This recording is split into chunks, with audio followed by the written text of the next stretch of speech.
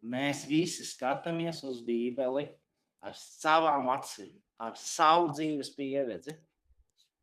Un tikai draudzē, kad mēs sanākam kopā, mēs varam uzzināt, ar kādām acīm Normāls skatās, ar kādām acīm Kānas skatās, ar kādām acīm Laura skatās, ar kādām acīm Mirdziņa skatās.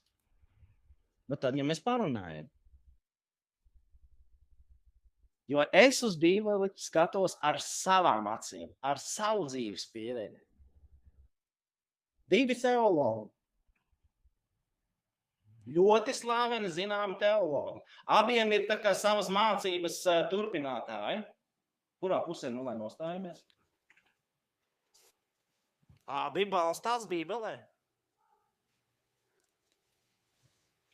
Un es skatos vairāk, kā šos abus, nevis nostāties vienā vai otrā pusē, bet vai mēs viņus varētu kaut kā salikt kopā. Jo jautājums ir sarežģīts.